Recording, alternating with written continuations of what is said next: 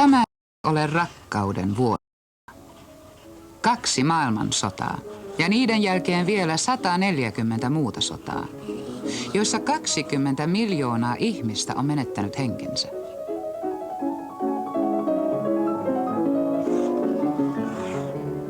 Tämä on nälän ja riiston vuosisata. Tämä on vankileirien ja kidutuksen vuosisata. Petettyjen ideologioiden vuosisata. Miksi ei silloin myös 2 ihmisen välisessä rakkaudessa olisi kalman haju? Kai minä olen lähinnä optimistinen romantikko, joka pelottelen ihmisiä pessimismilläni, jotta heistäkin tulisi realisteja ja sen jälkeen optimisteja.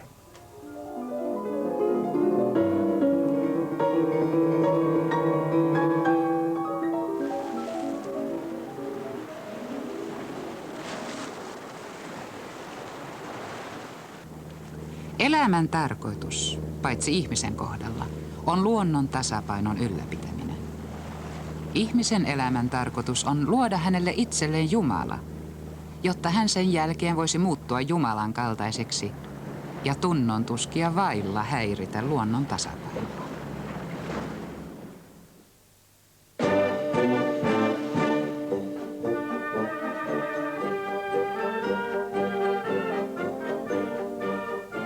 Minä synnyin Suomessa 6 vuotta voittoisen sodan jälkeen, jossa toinen puoli kansaa oli voittanut toisen puoliskon. Voittajat tukkivat voitetulta suun ja niinpä voitettu puoli kansaa oli mykkänä 20 vuotta.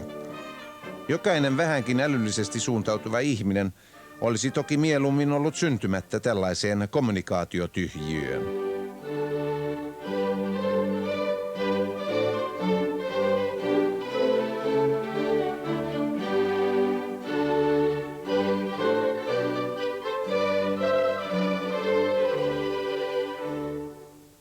Suomi oli kerran ollut osa Ruotsin valtakuntaa, ja sitten siitä tuli osa Venäjän valtakuntaa, ja sitten siitä tuli itsenäinen valtio, joka yritti valloittaa osan Venäjän valtakuntaa, mutta epäonnistui. Minkä jälkeen huomattava osa työkykyisestä väestöstä muutti Ruotsin valtakuntaan. Jäljelle jääneet yrittivät tämän jälkeen rakentaa Kaljupäisen presidentin johdolla siltaa idän ja lännen väliin.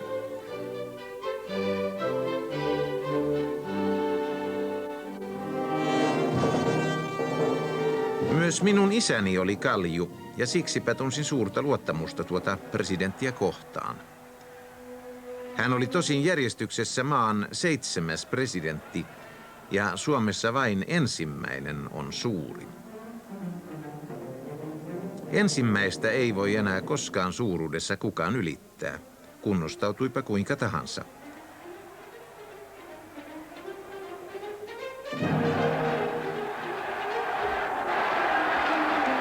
Siitä syystä Suomen ensimmäinen presidentti Ståhlberg on kaikista merkittävin presidentti. Ja Suomen ensimmäinen runoilija Runeberg suurempi kuin kaikki muut runoilijat. Ja Suomen ensimmäinen juoksija Paavo Nurmi suurempi kuin kaikki muut juoksijat. Ja Sibelius suurempi kuin kaikki muut säveltäjät. Ja Mannerheim suurempi kuin yksikään toinen niistä kenraaleista, jotka konsanaan ovat ampuneet bengalilaisen tiikerin.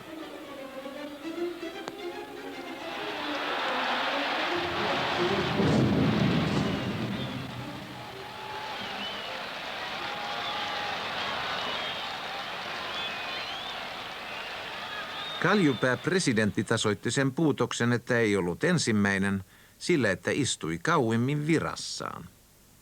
Samalla tavalla kuin Mannerheim hän otti oppia venäläisiltä, miten suomalaisia on käsiteltävä. Seurauksena oli, että maa hänen aikanansa joutui kestämään odottamattoman hyvinvoinnin.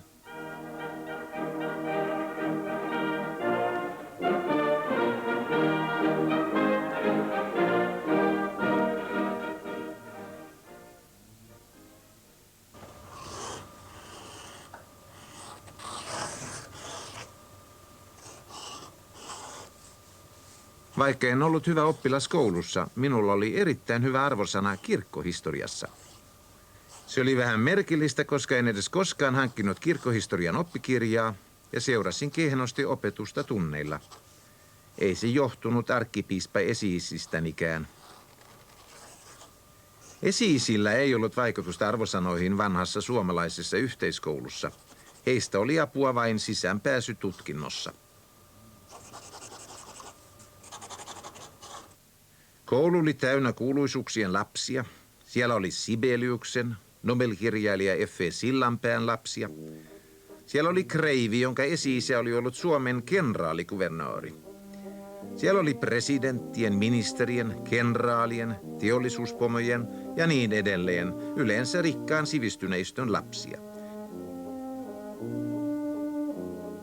Lyhyesti, tässä koulusta valmisteltiin vallansiirtoa pois niiden 20 ruotsia puhuvan perheen käsistä, jotka omistivat Suomen. Ja se onnistuikin osittain, sillä nyt nämä 20 ovat kaksikielisiä.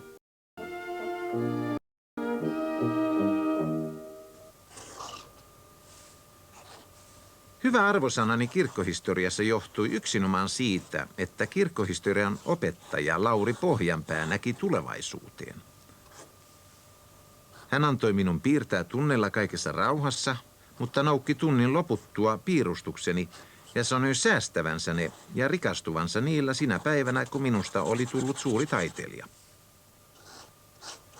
En muista kenenkään lähiympäristössäni odottaneen, että minusta tulisi taiteilija. Luulakseni oltiin sitä mieltä, että vaikka taide tietenkin sivisti ihmistä, eivät taiteilijat, jotka taidetta tekivät, olleet sivistyneitä. Äitini äidin sisar Veera, joka antoi minulle kirjan Holbeinista, oli sivistynyt jo rikkaaksi tullessaan. Hän rikastui naimalla oluttehtailijan, joka kuoli heti häiden jälkeen. Holbein oli luonut muotokuvat Henrik VIII ja hänen rouvistaan, joilla ei ollut yhtä hyvä onni kuin äidinäitini sisarella. Oli miten oli, Holbeinin piirustukset saivat minut tajuamaan, että aikaa myöten hyvä taiteilija käy tärkeämmäksi kuin mallit, jotka hän on maalannut.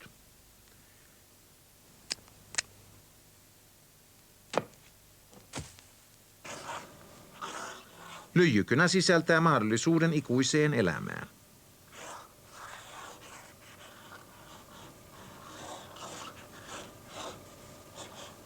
Kirjassa, jonka sain äidin Veera-sisarelta, oli muotokuva Erasmus Rotterdamilaisesta.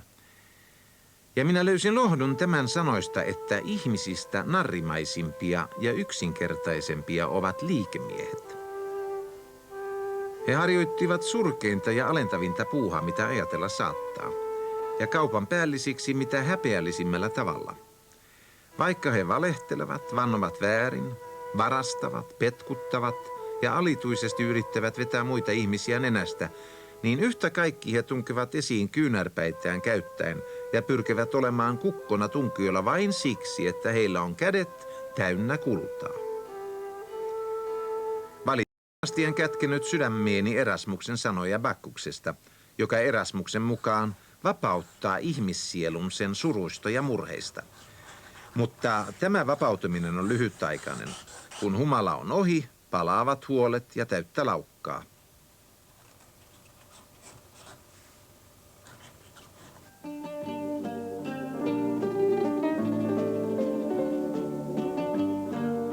Olin jo rintamalla aloittanut sarjojen piirtämiseen lehtiin ja menestyksekkäin sarjani oli Konrad Svenska Pressenissä. Suunnittelin toiminnan laajentamista, aikomukseni oli tulla yhtä rikkaaksi ja kuuluisaksi kuin Walt Disney. Päähäni ei pälkähtänytkään, että tällä toiminnallani olisi mitään tekemistä taiteen kanssa. Niin vakavasti minä suhtauduin oikeaan taiteeseen.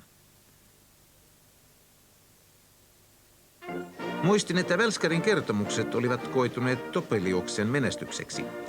Ja niin sepitin historiallisen seikkailusarjan, jota yritin veljeni kanssa myydä Helsingin Sanomille. Hanke päättyi suureen tappioon. Meidät otti vastaan itse Elias Erkko, lehden omistaja ja päätoimittaja.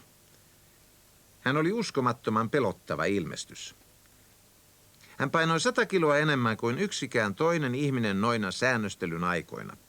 Ja hän esiintyi erittäin alentuvasti meitä kohtaan, joiden isä sentään oli aina päihittänyt hänet biljardissa pörssiklubilla. Hän sanoi, että tekeleemme olivat täysin arvottomia ja että meidän oli parasta heittää mielestä tulevaisuus sanomalehtityössä. Vastoinkäyminen Erkon järkytti uskoani sarjakuvien piirtämiseen, mutta ei haluani piirtää lehtiin. Minuun oli jo tarttunut aidon sanomalehtimiehen pahe nauttia nähdessään omia tuotteitaan julkaistuna.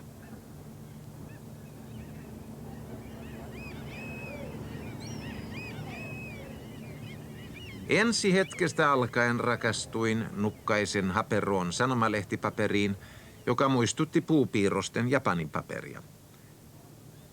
Tärkeää ei minulle ollut, leikkasivatko ihmiset piirustukseni lehdestä ja ripustivat ne seinälleen. Tärkeää oli, että he halusivat nähdä seuraavan piirustukseni lehtensä seuraavassa numerossa. Olin selvästi ekshibitionisti, näytteilepanija. Halusin olla näytteellä jatkuvasti.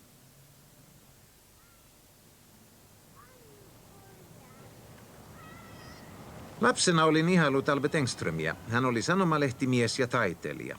Samoin Dumieria. Kun sitten silmiini osui Birger Lundqvistin piirroksia Dagens Nyheterissä, ei ollut enää epäilystäkään siitä, mitä minusta tulisi. Minusta tulisi maailman paras sanomalehtipiirtäjä. Päätöksen tehtyäni aloin itsekseni nimittää itseäni taiteilijaksi.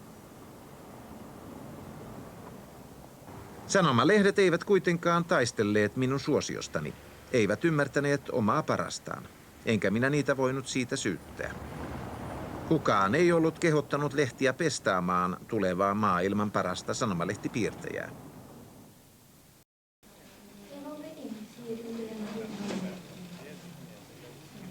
Jotta ihmisestä tulisi maailman paras taiteilija, häneltä vaaditaan ehdotonta itseluottamusta. Niin kuin niin monen muun taiteilijan idun, minunkin oli pakko itse luoda oma itseluottamukseni. Ja se teki minut aika sietämättömäksi. Ken uskoo ehdottomasti itseensä, todistaa sen parhaiten kieltämällä kaikki muut. Kaikki muu paitsi mitä itse tekee on pelkkää paskaa. Siinä kultainen sääntö, mitään muuta sääntöä ei kai koskaan ole ollutkaan, sille, joka on päättänyt tulla kuolemattomaksi. Melkein kaikki, joilla mahdollisuuksia oli, julkaisivat siihen aikaan sanomalehtiä tai aikakauslehtiä. Ainakin ne kapitalistit, joita minä tapailin. Varakkailla on aina ollut epäitsekäs tarve pelastaa köyhät ja ahdistetut päälle tunkevalta todellisuudelta.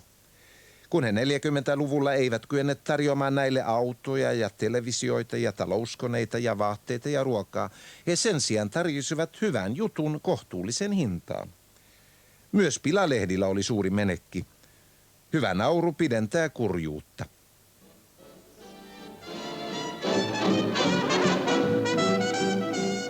Olin rintamalla piirtänyt julkaisuun, jonka nimi oli Korsu-lukemisto. Rauhanteon jälkeen se oli vaihtanut nimeä ja oli nyt Ystäväni.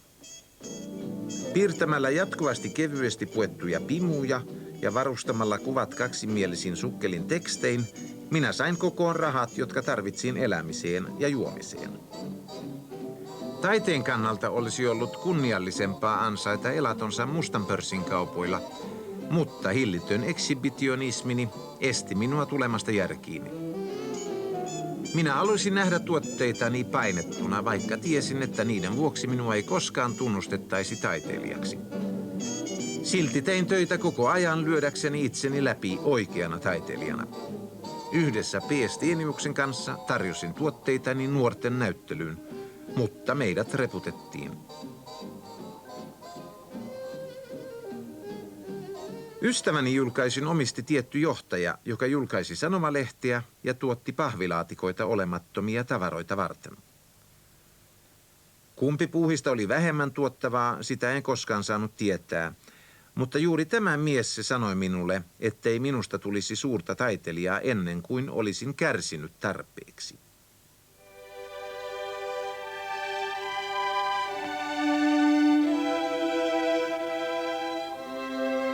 Hän seisoi sillä hetkellä hienossa olohuoneessaan, moitteettomasti pukeutuneena, kädessään lasillinen aitoa konjakkia. Ristiriita hänen sanojensa ja hänen ulkonaisen olemuksensa välillä teki nuo sanat unohtumattomiksi. Pystyinkö minä kärsimään? Aina kun olin yrittänyt kärsimistä, olin pudonnut roolista ja koko kärsimys oli alkanut tuntua naurettavalta. Huumorin tajuni teki tänään. Minun oli vaikea saada liikkeelle se sentimentaalinen tunne, jonka varassa Suomessa luodaan taide, lannistetaan naiset ja ilmaistaan isänmaan rakkaus. Miten minä osaisin kärsiä tarpeeksi? Vasta äskettäin olin oppinut ryyppäämään, ja nyt tämä uusi vaatimus. Ryypätessäni minusta tuli iloinen ja nokkela, enkä kärsinyt hitustakaan.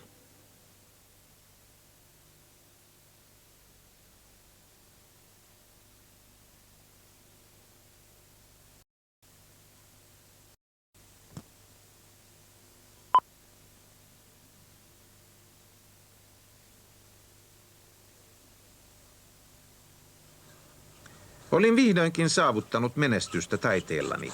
Olin päässyt nuorten näyttelyyn. Mutta se oli vain kuin istumista lentokoneessa sen ylittäessä äänivallin. Mitään ei seurannutkaan. Minusta ei tullut suurta mestaria, jonka tauluista taidekauppiat olisivat kilpailleet.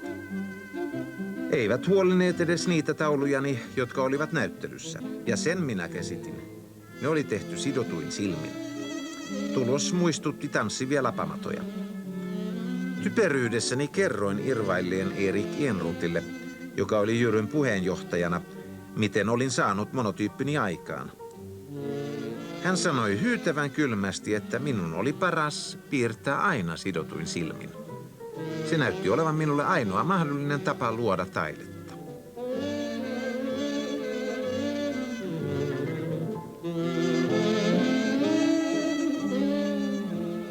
Oikeaan taiteeseen pettyneenä siirryin journalistiikkaan. Sanomalehtipiirtäjänä oli helpompi tulla parhaimmaksi maassa, jossa ei sanomalehtipiirtäjiä ollut. Vaikeus olikin lähinnä siinä, miten saisi sanomalehdet ymmärtämään, että ne tarvitsivat piirtäjän. Ilmeni, että Hufvudstadsbladet, lehden nimen taustavasta huolimatta, oli modernein ja valmis kokeiluihin. Yhdessä Benedikt Siljakkuksen kanssa sain käyttääkseni 4 päiväkirjasivulla. Siljakkus kirjoitti säkeet ja minä piirsin. Aloitimme pilakuvalla kuningas Farukista. Ei minkäänlaista reagointia miltään taholta. Me saimme jatkaa. Oli nautinnollinen tunne avata lehtiä ja nähdä siinä omat piirustuksensa. Sitä tunnetta en ole koskaan menettänyt. Han kunde inte ha varit bättre. Han var snabb och han var pålitlig. Och han var väldigt påhittig, alltid idérik. Han tröt aldrig idéer i vårt samarbete. Så att jag har bara det bästa att säga om mitt samarbete.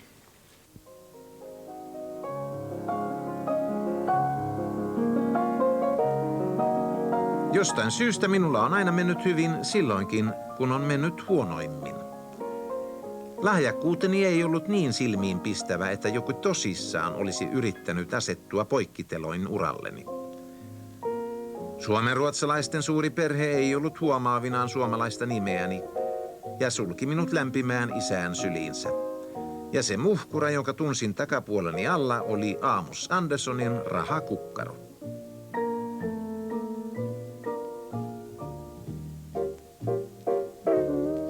Vaikka en koskaan sanonut sitä ääneen, toivoin, että minusta tulisi vielä paljon suurempi kuin Timo, suurempi kuin Åke ja Pär ja Sakari.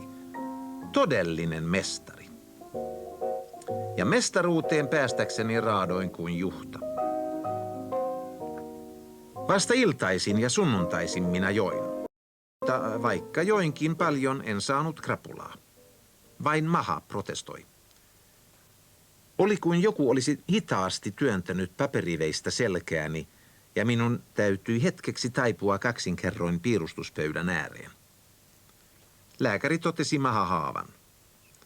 Hän sanoi, että punaviiniä en saanut juoda, mutta että laimeat grogit tekisivät vatsalle vain hyvää. Ne rauhoittivat. Päätin luopua punaviinistä ja palata laimeisiin grogeihin. Ja aivan oikein, konjakki vei tuskat ja teki minut sekä terveeksi että onnelliseksi. Mutta minäpä en kyennytkään piirtämään juovuksissa. Viivasta tuli veltto ja mitään sanomaton. Myös Modigliani on esitetty alkoholisoituneena nerona, jonka viiva herkistyi sitä mukaan, kun hän juopui. Myöhemmän ajan tutkimus ja ystävien todistukset taas osoittavat, ettei hän piirtänyt eikä maalannut koskaan humalassa.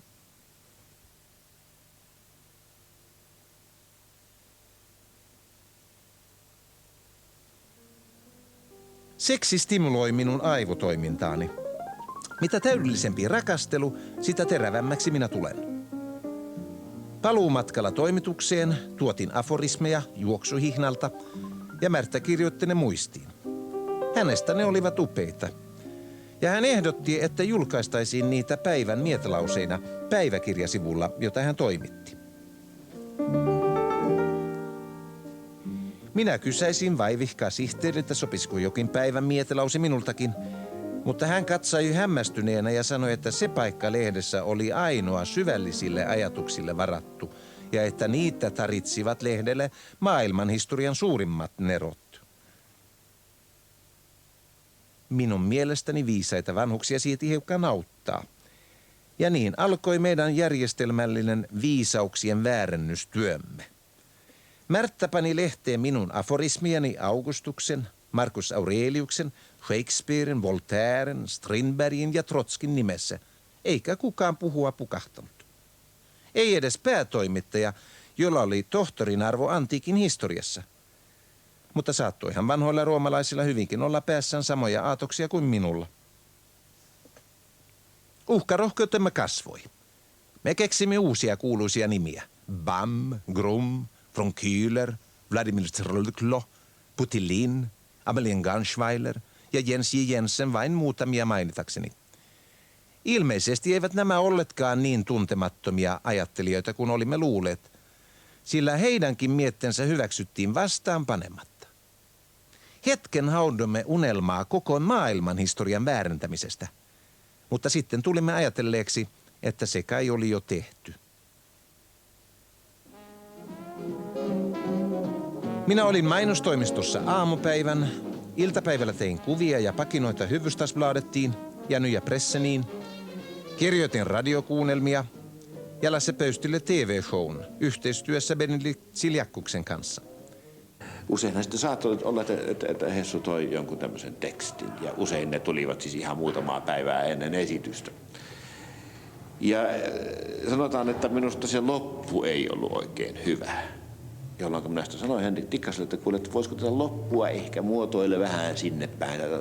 Joo, hyvä, joo, mä oon ihan samaa mieltä. Hyvä, mä menen kotiin. Ja seuraavana aamuna tuli teksti, mutta ei ollenkaan koko se teksti, vaan hän kirjoitti uuden näytelmän. Kokonaan uuden näytelmän, kokonaan uudesta aiheesta. Niitä hän hyvinkin harvoin niitä tekstejä yleensä korjasi. Vai jos sieltä pyysi korjausta, sieltä tuli uusi. Ja se on musta ihan fantastista sen takia, että sehän on tyypillistä kovinkin Tikkaselle. Että hänen produktiviteettensa ja ideoiden määrä on niin mahdoton. Eftersom vi båda är ganska snabba, det vill säga Henrik har ett snabbt öga och en snabb stil. Och jag är också rätt snabb. Så kom vi väldigt bra överens. Alltså rytmen fungerar oss emellan. Vi skrev dialoger för radion i början på 50-talet, ren sketcher och liknande. Och Henrik kunde ringa på kvällen och säga att han hade fått en ny idé och ska vi sätta igång, och följande morgon var det klart. Det gällde ibland till och med bara halvtimmar och liknande. Så att vi fann varandra i den där tanken om att någonting behöver inte vara dåligt för att det har skrivits snabbt. Det finns fruktansvärt dåliga böcker som det har tagit 10 år att skriva. Så att vi passar i fråga om temperament. Personligen kan jag tro på vad som helst. Förutsatt naturligtvis att det är otroligt. Stig Järrel, joka oli tulossa vierailemaan Lillateatteriin, soitti Tukholmasta ja tilasi yksinäytöksisen, jossa hän saisi näytellä hautausurakoitsijaa. Ja totta kai minä kirjoitin sen. Suostuin tekemään kaikki tilaustyöt, jotka sain. Kirjoitin puheita mihin tilaisuuteen tahansa, kastetilaisuuksiin, rippikoulujuhliin ja 75-vuotispäiville. Minusta tuli taiteen sutenööri. Surkeilematta minä lähetin luovat lahjani kadulle ansaitsemaan elatukseni. Men mina framgångar är obestridliga, inte sant? Framgången skyler en mängd av missgrepp, Mr. Wilde. Jag arbetar också hårt med att lata mig. Och skulle jag komma att tänka på mina dåliga egenskaper på kvällen så somnar jag genast. Jag är lycklig.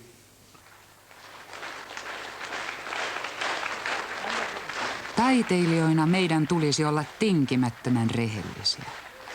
Voidaksemme luoda kuolematonta taidetta syntymättömiä varten. Mutta pienen kompromissin avulla voimme saada aikaan jotain, mikä miellyttää jo nyt eläviä. Ja hankkia itsellemme mainetta, joka antaa meidän aavistella kuolemattomuuden iloja. Ja hieman suuremman kompromissin avulla voimme saavuttaa sellaisen menestyksen, että kuolemattomuus menettää merkityksensä. Det har jag ju hemma, och det är ju därför jag går hemifrån.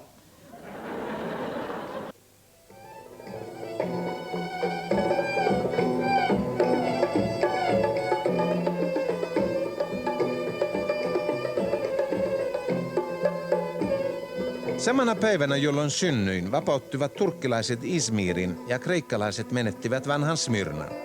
Mikä olkoon osoituksena siitä, että sama paikka voi samanaikaisesti kokea kaksi vastakkaista tapahtumaa. Paljon verta virtasi ja Kemal Atatürkistä tuli suurmies, joka teki kaksi vastakkaista tekoa. Hän löi eurooppalaiset ja ajoi heidät vähän Aasian mantereelta mereen, ja hän muutti heti valtakuntansa eurooppalaiseksi iskemällä Fetsin miesten päästä ja riistämällä naisilta heidän huntunsa.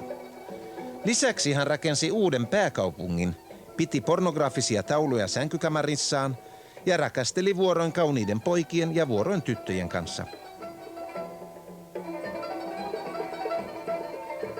Tällä ei sinänsä olisi mitään tekemistä syntymäni kanssa, mutta koska satuin viettämään Izmirissä syntymäpäiväni, jota juhlistivat kunnialaukaukset, liputukset ja käynti Huoratalossa, aloin uskoa enteisiin ja merkittävään tulevaisuuteen.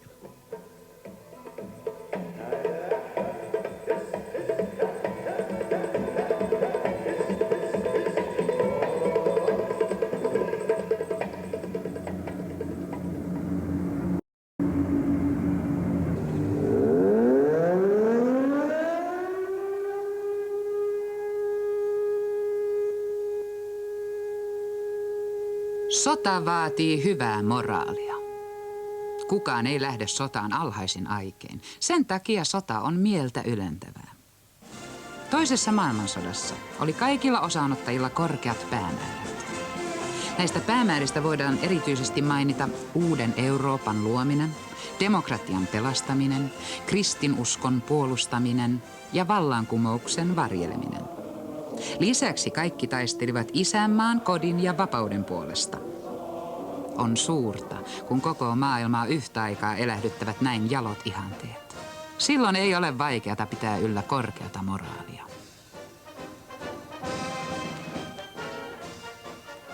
Tovereillani ja minulla Karhumäen suunnassa oli hyvä moraali. Eikä meille tehnyt pahaa nähdä ihmisten kuolevan, kun he kaikki tekivät sen hyvän asian puolesta.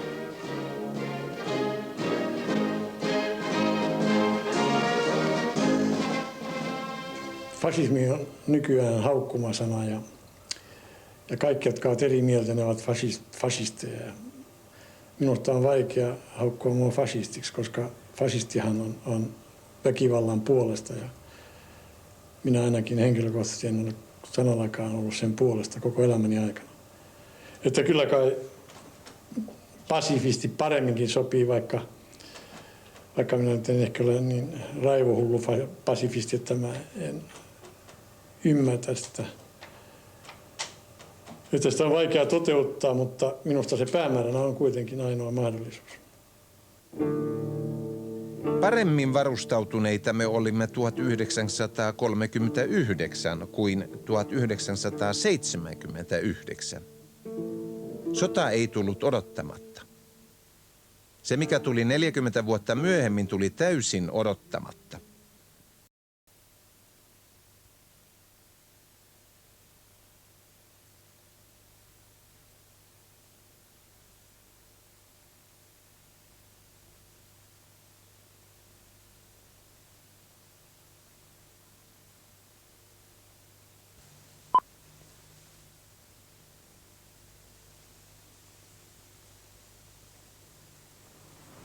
Kaupunki oli sulavasta lumesta likaisen harmaa. Kuka ties likaisen harmaa 70-luvun väri. Minä olin huolestunut kaulaani ilmestyneestä kyhmystä, tai olin ollut aamulla. Sitten olin mennyt lehtitalon lääkärin puheille, ja hän oli sanonut, että kysymyksessä oli rauhasturvotus. Syytä ehkä. Varmuuden vuoksi minut kuitenkin passitettiin laboratorion verikokeeseen. Pientä verenkuvaa varten. Laboratorio oli Annankadulla, vanhan kirkonpuiston kohdalla. Annoin pahaa aavistamatta ottaa näytteet. Me emme olleet varautuneet mihinkään pahaan. Meillä tarkoitan tässä perhettäni. Kävellessäni vanhan kirkonpuiston halki tunsin helpotusta, kun ajattelin, ettei heitä uhannut rutto eikä sota. Ajattelin tehtävää, jonka oli saanut oopperalta, ja näyttelyä, jota olin järjestämässä Amos Andersonin museoon. Olin luvannut mennä oopperaan piirtämään, vaikka suhteeni balettiin oli alusta alkaen ollut kieroutunut. En ollut aikaisemmin yksinkertaisesti uskaltanut mennä koko oopperaan. Pelkäsin nimittäin, etten balettia katsoessani tunnistaisikaan kaikkia kuvioita ja hyppyjä, joiden nimet osasin ulkoa vaikka unissani. Sitä paitsi pelkäsin, että tytöt rikoissaan toisivat mieleeni epäsiveellisiä ajatuksia, jolloin kaikki olisi pilalla. Ilmeisesti minulta puuttui kulttuurintaju tämän sanan syvällisessä mielessä. Taiteen tekeminen ei ole vaikeaa, jos on taiteilija, mutta sen hyväksikäyttäminen kysyy kulttuurintajua.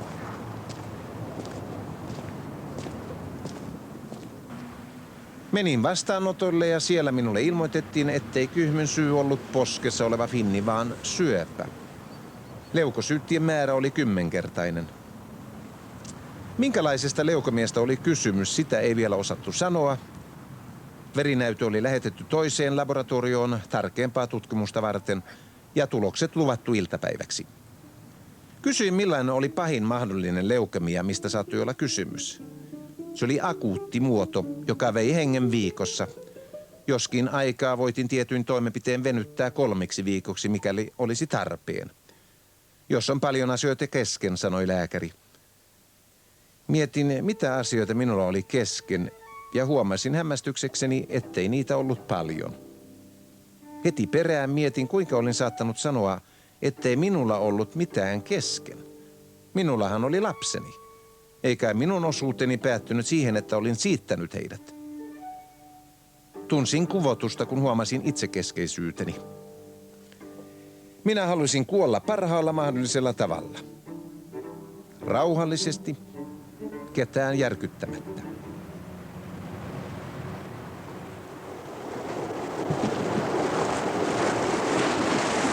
Kaiken on oltava valmista ja tehtynä, kun hetki koittaa.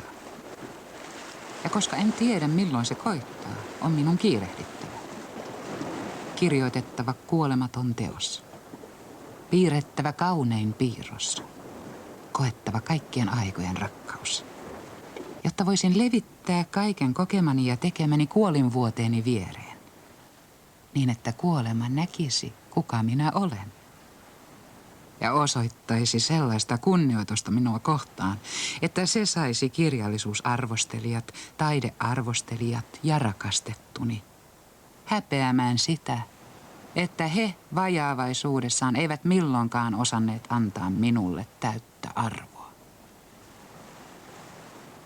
Tikkanen on hyvin harvinainen ilmiö. Suomalainen kirjailijahan on yleensä pitkän matkan juoksija, joka kirjoittaa pitkää ja hidasta proosaa, mutta Henrik on luonteeltaan sprinteri. Hän on 100 metrin mies. Hän on kaikissa käänteissä ja liikkeissään hyvin nopea.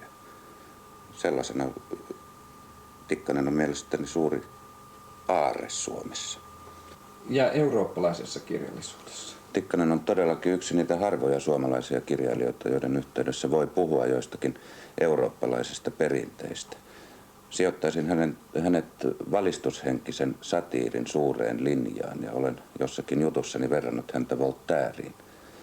Ja Voltairen romaanin Candide, jossa tällainen puhdasmielinen ja innokas nuorukainen joutuu tekemisiin kovan maailman kanssa. Candidelle sanotaan, että hän elää parhaassa kaikista mahdollisista maailmoista, mutta kaikki hänen kokemukset ovat nöyryyttäviä, katkeria. Juuri tällainen tarina on esimerkiksi tässä Tikkasen niin sanotussa osoitetrilogiassa. Tikkanen haluaa satiirikkona siinä haavoittaa ja rangaista, mutta hänessä on myös toisenlaisen satiirikon ominaisuuksia. Kyllä hän haluaa ivallaan myös parantaa. Mig personligen irriterar framförallt det att han i sina romaner använder levande och namngivna personer som romanpersoner i kanske 70% fullkomligt fiktiva sammanhang. Jag talar av egen erfarenhet. Jag är inte speciellt bitter, jag är inte speciellt illa behandlad av honom, alltså romanfiguren Benedict Jackus. Jag är inte så speciellt ruskig. Men jag försäkrar att det känns väldigt konstigt att fungera som en fiktiv person under sitt eget namn. Och det här är en fråga som har nog en ganska vid principiell bärvidd. Kan man göra sådana saker? Tikkanen känner mig så bra, han kunde ha skrivit mycket värre om mig, alltså om han skulle ha skrivit fakta om mig, så att jag ska inte alls klaga. Miksi et kirjoittanut sarjaa konventionelliin romaanimuotoon, eli käyttäen keksittyjä nimiä? Mä yritin todella keksiä, tehdä sen konventionelliseen tyyliin, mutta minulla on erinäinen kasa alkuja, jotka kaikki on oikein huonoja. Niissä on, kieli ei toiminut ja koko juttu meni mönkään ja kerta toisessa jälkeen. Tämä oli ainoa tapa ja silloin mä huomasin, että kun mä lähdin tällaiselle suoralle linjalle, joka muistutti sitä päivätyötä, joka mä teen Sanomalehdessä, niin se silloin kieli luisti ja teksti tuntui niin kuin sopivan. Ja sitä oli nautinto tehdä. Et siinä mielessä mä olin itse kyllä niin kuin tunnisin, että nyt mä tein oikeaa työtä, minun kannaltani oikeaa. Henrik fungerar ju lite sådär som en elektrisk dynamo. Hela tiden med nya idéer. Och de kommer spontant ut. Så det finns mycket lite av beräkning hos Henrik. Jag har en känsla av att alla hans böcker är skrivna mycket direkt och mycket rakt. Och där finns ingen baktankar, utan de tankar han har, de kommer också direkt ut i böcker. Ja, Henrik är en elak författare. Det är delvis det så. Det är utan tvivel så att han har den förmågan som vissa för inte särskilt många författare har, att säga en sak på ett elakt sätt, alltså på ett träffande, icke-vänligt sätt. Men det räcker naturligtvis inte när man beskriver Henrik, därför att han har en mycket vid och djup människokännedom. Han ger väldigt mycket genom sig själv, känner han människans svagheter. Han vet vad människan är. Han känner de dåliga sidorna av den mänskliga naturen och han tar fram dem och visar dem. Och det är någonting som väldigt många människor inte tål att uthärda. Alltså att se sina egna svagheter, sina egna dåligheter så klart och tydligt beskrivna som Henrik gör. Han bär ju fram den så här på en bricka.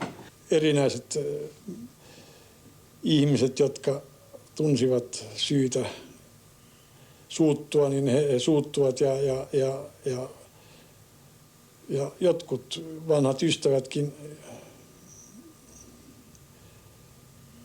pahastuivat ja kyllä minä olen jossakin tapauksessa surrutkin joitakin näitä seurauksia, mutta suurin piirtein luulen, että pahemmista näin pitkän päälle katsoen niin suurimmista vahingoista on vältytty, sillä kyllä parhaat ystävyyssuhteet on säilyneet ja tuo yleinen negatiivinen näkemys on täysin vaihtunut nyt paremminkin päinvastaisen.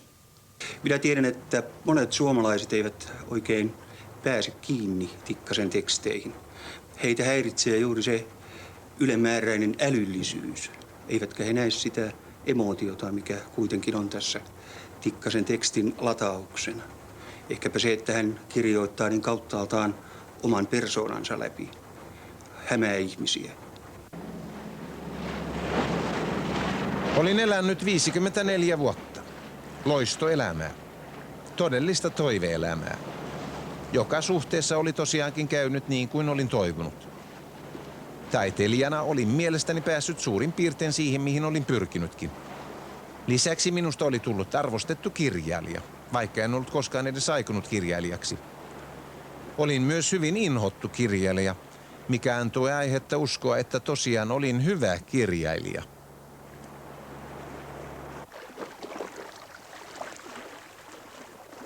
Minulla oli lahjakkaat ja kauniit lapset, jolla oli äiti, joka kykeni pitämään heistä huolta.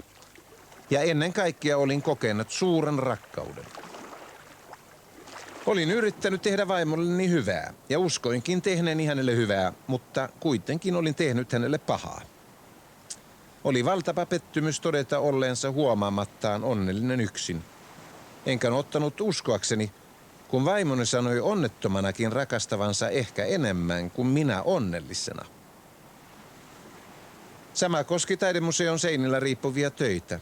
En tiennyt mitä uskoa. Näyttelyssä oli 10 muotokuvaa vaimostani ja niissä ainakin oli kaikissa mukana aito tunne. Omasta mielestään hän näytti niissä liian ankaralta.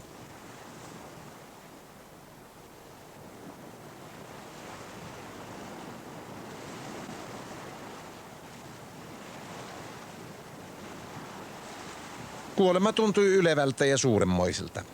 Olin varma, että kuolisin yhtä arvokkaasti kuin äidinisäni oli kuollut. Näissä mietteissä astuin kuulemaan lääkärin lausuntoa, ja siksi se tuotti minulle järkytyksen. Ei tämä ollutkaan niin vaarallista kuin ensin pelättiin, hän sanoi. Hematologit olivat luvanneet aikaa 120 kuukautta. Se on 10 vuotta.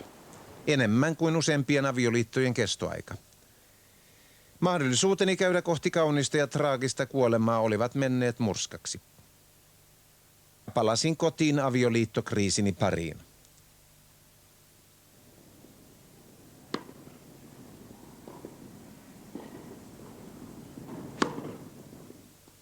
Meillä, vaimollani ja minulla oli käynnissä taistelu oikeuksista. Mukaan kytkeytyi sekä naissasialiike että suuri joukko arvostuksia ja mielipiteitä, jotka tuntuivat meistä tärkeämmiltä kuin kotirauha. Tavatessani vaimoni ensimmäisen kerran pyysin häntä mittaamaan pulssini, sillä pelkäsin kuolevani. Pulssi oli normaali. Ja kun käsitin, etten kuolisi siihen paikkaan, kysyin, menisikö hän naimisiin kanssani, ellen sattuisi olemaan ennestään naimisissa. Hän vastasi kyllä. Olin nähnyt elokuvan, jossa esiintyivät Gary Cooper ja Marlene Dietrich. Gary Cooper oli muukalaislegionalainen, ja kun hän lopussa lähti rintamalle, tarpoi Marlene korkeilla koroillaan perässä pitkin aavikon hiekkaa tuareginaisten rinnalla, jotka lähtivät mukaan sotilain ratoksi. Se oli tavattoman kaunis loppukohtaus ja erinomainen havaintoesitys käsityksestä, joka minun ikäpolveni miehillä oli naisen roolista. Eivät naisetkaan sitä paheksuneet siihen aikaan.